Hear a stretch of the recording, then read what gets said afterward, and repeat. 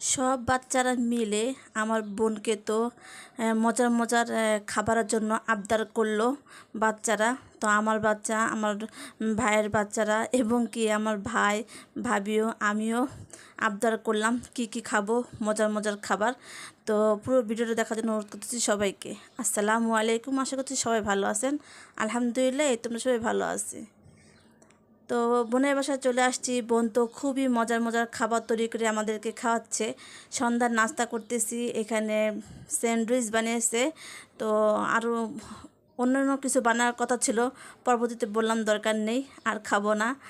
দুদিন অনেক কিছু খেয়েছি। তো স্যান্ডউইচ খাওয়ার পরে এই তো বোন রাতের জন্য তিহারি রান্না করেছে গরুর মাংস দিয়ে, সাথে বোরহানি ছিল, সালাদ ছিল। বাচ্চারা তো খাবারের জন্য সবাই প্লেট নিয়ে বসে আছে।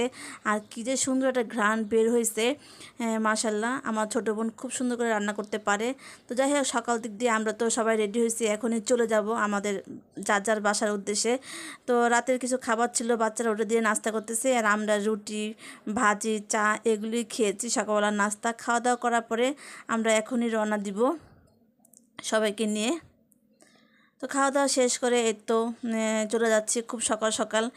আর যেহেতু সকাল সকাল গেলে না তেমনটা জ্যাম থাকে না বাইরে, তো আমরা এখনই চলে যাচ্ছি। তো বোনের বাচ্চারা একটু রাগ করেছে আমাদের, মানে কি বলবো, অনেক দিন পর গিয়েছি তো। তো ওরা চাচ্ছিল না যে আমরা তাড়াতাড়ি চলে আসি, বলতেছে খালামুন্নি আর 2-1 দিন থাকো। তো ওরকম তো সময় নেই, বাচ্চার মাদ্রাসাও খুলে যাবে, যার কারণে চলে আসলাম। এই তো আমার ছেলের মনটাও খারাপ, বাসা দিয়ে কিন্তু চলে আসছি, লিফটে আসি, সাথে টুকিটাকি কিছু বাজারও নিয়ে আসছি। ছেলেটার মন খারাপ হয়ে গেলো, বললো 2-1 দিন থাকতা। তাই আমি বললাম শনিবারে সকালবেলা তোমার মাদ্রাসা আছে, কীভাবে থাকবো। যাই হোক, বাসায় এসে একটু ফ্রেশ হয়ে একটু কিছুক্ষণ সময় একটু শুয়েছিলাম, আর ভিডিও করতে ইচ্ছে করে না। অফ ক্যামেরার মধ্যে একটু পালং শাক রান্না করেছি, একটু আলু দিয়ে একটু মাখামাখি রান্না করলাম, আর চিংড়ি মাছ একটু ভুনা করে দিতেছি। বাচ্চারা তো এই খাবারগুলি পেয়ে বলতেছে যে আম্মু কতদিন ধরে তোমার হাতে রান্না খাইনি। তো ওরা বাসায় ছিল, আমি শুধু একদিনের জন্য গিয়েছিলাম। তো যাই হোক, খাবার খাচ্ছি, আর বাচ্চারা তো অনেক পছন্দ করলো খাবারগুলো দেখে। বড় মেয়ে খাবারটা দেখে তো আগে চিংড়ি মাছ ধরলো, কারণ ওরা চিংড়ি মাছগুলো একটু বেশি পছন্দ করে। বললাম চিংড়ি মাছটা পরে খাও, আগে শাক দিয়ে একটু খেয়ে নাও, কেমন হয়েছে জানাও।